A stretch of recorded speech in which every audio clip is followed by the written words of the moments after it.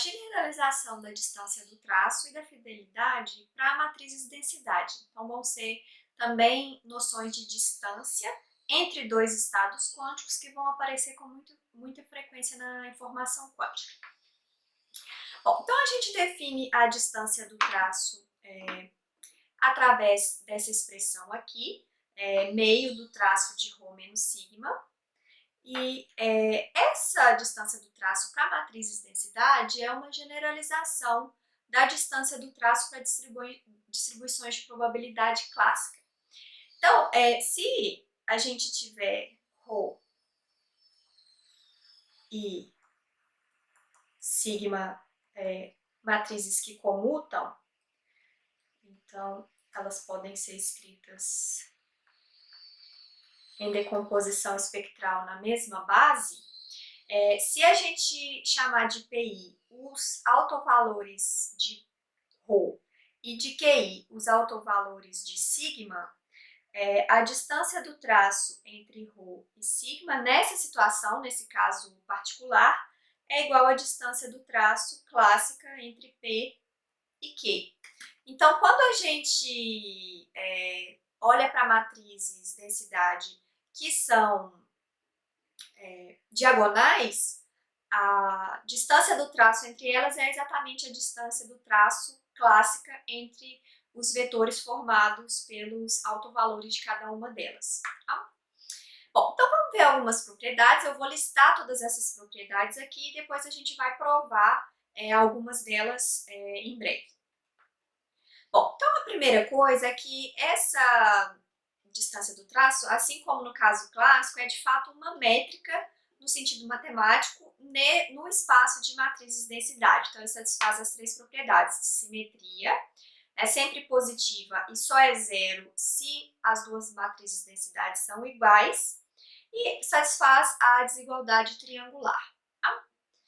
E outra propriedade importante que a gente vai usar depois para provar outros resultados é que a distância do traço pode ser escrita da seguinte forma. Ela é o máximo sobre P do traço de P vezes ρ menos sigma, em que esse máximo ele pode ser tomado de duas formas. Ou ele pode ser tomado sobre todos os projetores P, ou sobre todos os operadores positivos que são menores do que a identidade.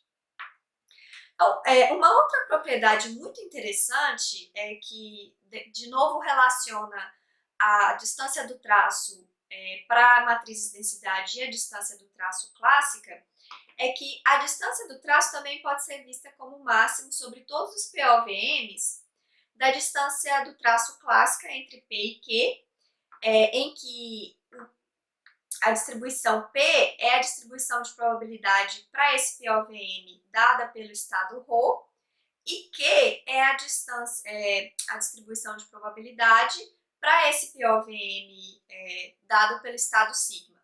Então, fixado no POVM, o sigma vai me dar uma distribuição de probabilidade sobre as possíveis respostas M, e o sigma vai me dar uma outra distribuição de probabilidade, e a distância do traço entre essas distribuições de probabilidade é sempre menor do que a distância do traço entre ρ e sigma, e existe um POVM que vai me dar a igualdade entre essas duas coisas. A gente vai provar isso daqui a pouco. Bom, então o que esse resultado mostra? Esse resultado mostra que se dois operadores densidade são próximos de acordo com a distância do traço, as distribuições de probabilidade que eles geram para qualquer POVM também são próximas no sentido da distância do traço clássica. Tá? Bom, outra propriedade muito importante é que a distância do traço ela é preservada por operações unitárias, então a gente pode sempre enxergar operações unitárias como sendo mudanças de base, então elas não vão alterar a distância entre ρ e sigma, tá? E mais interessante é que D é monótona por operações completamente positivas que preservam o traço. Então, se eu aplico uma operação CPTP, eu vou tornar esses estados mais próximos um do outro. Tá? Então, ao aplicar lambda, eu estou aproximando Rho e sigma, tá? Então, a distância entre lambda Rho e lambda sigma é menor do que a distância, ou menor ou igual à distância entre Rho e sigma, e vale a igualdade se essa operação for uma unitária, tá? Bom, em particular, como o traço parcial é uma operação completamente positiva que preserva o traço, se eu aplicar o traço parcial nas matrizes de densidade ρAB e sigma AB, a gente vai obter matrizes de densidade só para o sistema A, ρA e sigma A, que são mais próximas do que as matrizes originais. Tá? Então, aqui, ρA é o traço em B de sigma AB e sigma A é traço em B de sigma AB. Então, ao aplicar o traço parcial, eu estou obtendo matrizes de densidade que são mais próximas do que as matrizes originais, tá? Que faz sentido intuitivamente, porque se eu olhar só para um pedaço da informação contida num estado, a chance é que eles pareçam mais do que se eu olhar para toda a informação completa no sistema AB. Bom, a gente tem também a convexidade forte para essa distância do traço, tá? Então, aqui eu estou fazendo uma combinação convexa das matrizes de densidade ρI com peso PI. Aqui eu estou fazendo uma combinação convexa das matrizes de densidade sigma I com peso QI. E aí, essa distância do traço é menor ou igual à distância do traço entre P e Q.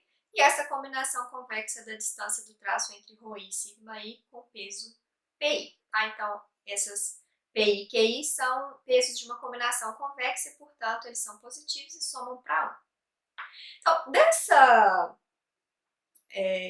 dessa convexidade forte, a gente pode derivar como corolário outros resultados. Então, uma delas é a convexidade conjunta, né? Um corolário direto do resultado anterior, né? que vale essa expressão, né? Essa desigualdade. E também a convexidade em uma das entradas só, né? Então, aqui eu estou fazendo uma soma convexa só na primeira entrada.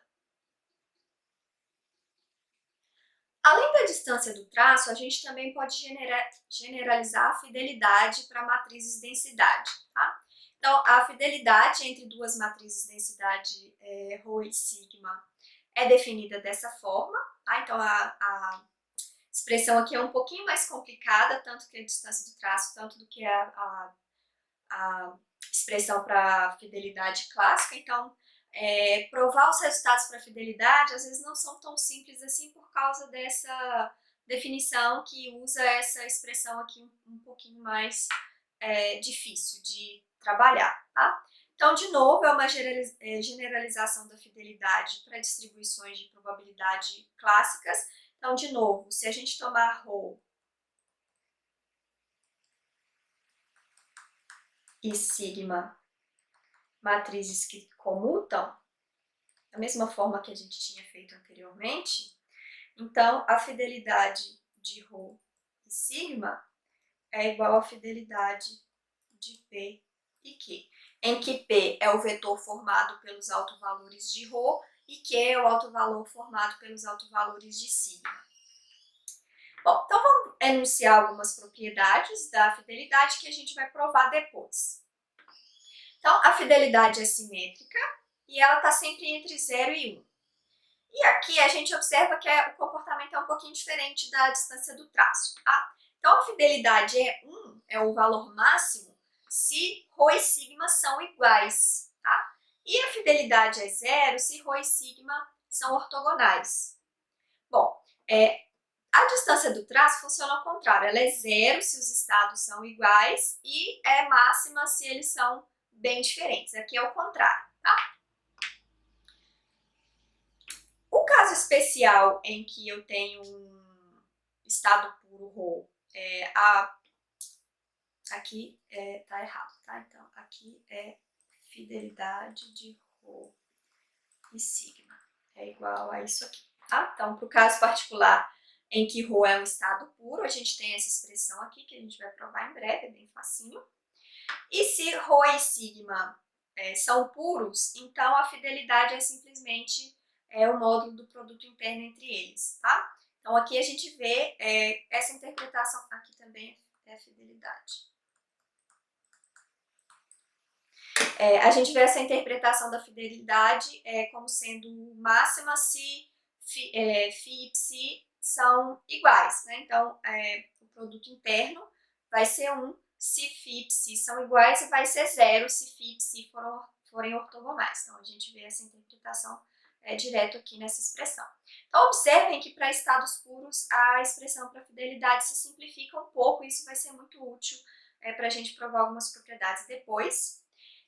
Combinado a esse resultado muito importante, que é chamado Teorema de Ullmann, e ele diz o seguinte: se a gente tomar dois operadores de densidade agindo no espaço de Hilbert H, então, aqui faltou, a fidelidade entre ρ e sigma é o máximo da fidelidade entre esses estados puros Ψ e Φ, né, que a gente já viu que tem uma expressão bem simples do que a gente viu antes, então aqui também é um máximo sobre isso aqui, né?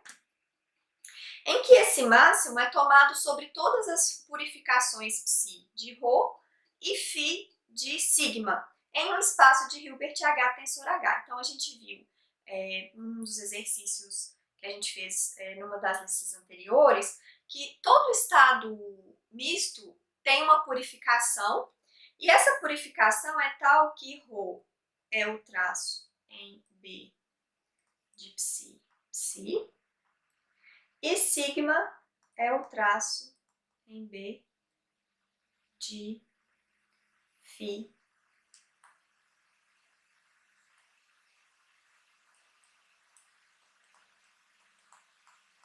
Φ. Então, existem várias purificações diferentes, né, que vão gerar ρ e sigma. Então, eu posso escolher Ψ e Φ de várias maneiras. Então, o que eu vou fazer é maximizar sobre essas diferentes maneiras de escolher o Φ e o Ψ, e o máximo da fidelidade entre essas duas purificações vai me dar a fidelidade de ρ e sigma. Bom, então, assim como no caso da distância do traço, a fidelidade pode ser vista como o mínimo da fidelidade clássica entre as distribuições P e Q para um determinado POVM, em que esse aqui é mínimo, tá?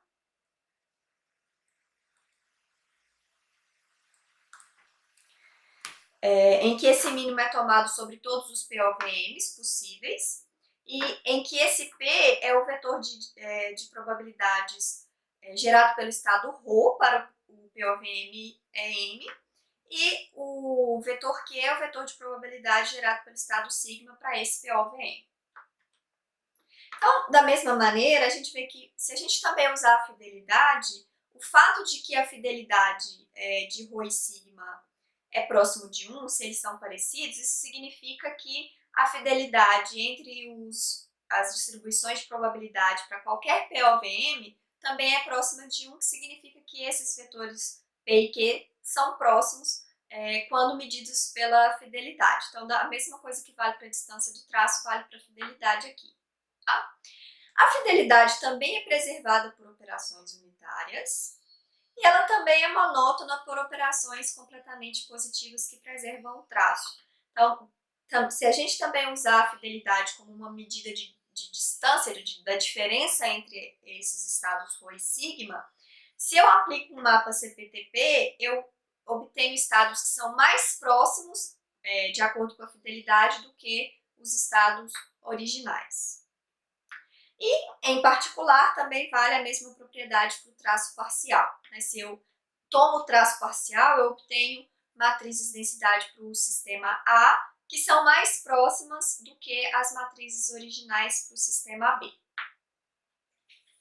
E para a fidelidade, vale a concavidade forte, que é essa expressão aqui. Então, novamente, a gente toma combinações convexas de ρi com peso Pi, combinação convexa de sigma i com peso QI, e aí essa fidelidade vai ser maior ou igual a essa expressão aqui, tá? Aqui faltou um parênteses. E aqui era F também, né?